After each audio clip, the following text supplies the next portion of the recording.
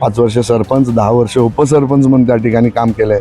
मला स्थानिक म्हणजे रस्त्यावरची कामं काय आहेत आणि लोकांच्या अपेक्षा काय त्या गोष्टीची चांगल्या पद्धतीची जाणीव आहे. खासदार धनंजय माडिक साहेब, आमदार अमल माडिक साहेब यांच्या माध्यमातून आणि जिल्हा परिषदच्या माध्यमातून जास्तीत जास्त निधी खेचून आणून या गावासाठी आणि पंचक्रोशीसाठी वेगळं अजून काय करता येते काय हा करण्याचा माझा प्रयत्न असणार. माझ्यासोबत आहेत मुळशिंगी जिल्हा परिषद मतदारसंघाचे भाजपचे उमेदवार तानाजी पाटील साहेब. त्यांच्याशी आपण संवाद साधूया आणि त्यांना नेमका प्रचार जो सुरू आहे आणि शेवटचा टप्पा सुरू आहे प्रचाराचा, कसा प्रतिसाद मिळतोय आपण जाणून घेऊयात. साहेब, काय सांगाल, आज प्रचाराचा शेवटचा दिवस आहे, अगदी अंतिम टप्प्यात निवडणूक आलेली आहे, कसा जनतेचा प्रतिसाद मिळतोय? खरं तर मुळशिंगी जिल्हा परिषद मतदारसंघामध्ये येणारे गांधीनगर, वळवडे, चिंचवाड आणि मुळशिंगी या गावामध्ये अतिशय चांगला प्रतिसाद मिळतोय. वळवडे, चिंचवाड, गांधीनगरमध्ये माझे फेऱ्या सगळ्या फिरून झाल्या, पदयात्रा झाल्या. आज मी माझ्या मायभूमी, कर्मभूमी, जन्मभूमीतनं गडमुळशिंगीमधनं प्रचाराला शुभारंभ केलेला आहे.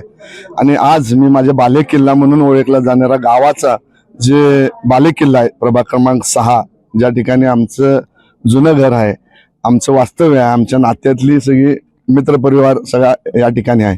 इथं अतिशय आनंद आहे. दारोदारी रांगोळ्या काढून स्वागत आमचं करतात, आम्हाला प्रेम देतात, आशीर्वाद देतात. हा उत्साह आम्हाला विजयापेक्षा फार मोठा या ठिकाणी त्यांचा आशीर्वाद मिळतो. साहेब, आज प्रचाराचा अंतिम दिवस असल्याच्या निमित्तानं आपल्या जिल्हा परिषद मतदारसंघातील सर्व मतदारांना काय आवाहन कराल? जिल्हा परिषद मतदारसंघातील सर्व मतदारांना माझी एक कळकळीची विनंती आहे की ह्या जिल्हा परिषद कोल्हापूरमध्ये भारतीय जनता पार्टी आणि मित्र पक्ष महायुतीची सत्ता यावी.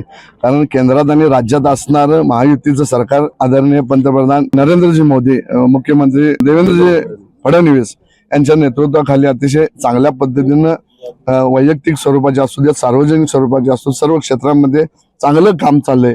माणसांना योजनेचे लाभ चांगल्या पद्धतीने द्यायला, त्यामध्ये शेतकरी असेल, आरोग्य विभाग असेल, कृषी विभाग असेल, तुमचं सांस्कृतिक विभाग असेल, म्हणजे महिला विभाग, सगळे बालकल्याण विभाग, कोणताही विभाग या ठिकाणी त्यांनी सोडलेला नाही. सगळ्या क्षेत्रात भरीव कामगिरी या पक्षाची चाललेली आहे.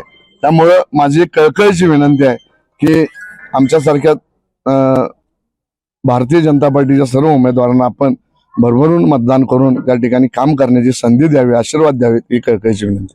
साहेब, खरं तर ग्रामपंचायतीच्या माध्यमातून आपल्या सर्व पॅनलनं या गडमुळशिंगी गावाचा कायापालट करण्याचा चांगला प्रयत्न तुम्ही केलेला आहात, अशा प्रतिक्रिया पण आम्हाला जाणवलेल्या आहेत. मात्र आता जिल्हा परिषद जो मतदारसंघ आहे, या मतदारसंघामध्ये कोणता अजेंडा, कोणतं विजन घेऊन तुम्ही मतदारांसमोर जाताय? मी गेले 15 वर्ष ग्रामपंचायत गडमुळशिंगीमध्ये आमच्या पॅनेलच्या माध्यमातून काम करतोय. 5 वर्ष सरपंच, 10 वर्ष उपसरपंच म्हणून त्या ठिकाणी काम केलंय. मला स्थानिक म्हणजे रस्त्यावरची कामं काय आहेत आणि लोकांच्या अपेक्षा काय त्या गोष्टीची चांगल्या पद्धतीची जाणीव आहे. आणि मी ती पूर्ण करण्यासाठी सातत्यानं या ठिकाणी गावामध्ये 15 वर्ष प्रयत्न केलेले आहेत. मूलभूत सुविधा, ज्या प्राथमिक सुविधा, ज्या भौतिक सुविधा आवश्यक आहेत त्या देण्याचा प्रयत्न केलेला आहे. त्याच अनुषंगानं या माझ्या 4ही पंचक्रोशीतल्या गावामध्ये नाविन्यपूर्ण उपक्रम राबवून जास्तीत जास्त या आमचे खासदार धनंजय माडिक साहेब, आमदार अमल माडिक साहेब यांच्या माध्यमातून आणि जिल्हा परिषदच्या माध्यमातून जास्तीत जास्त निधी खेचून आणून या गावासाठी आणि पंचक्रोशीसाठी वेगळं अजून काय करता येते काय हा करण्याचा माझा प्रयत्न असणार.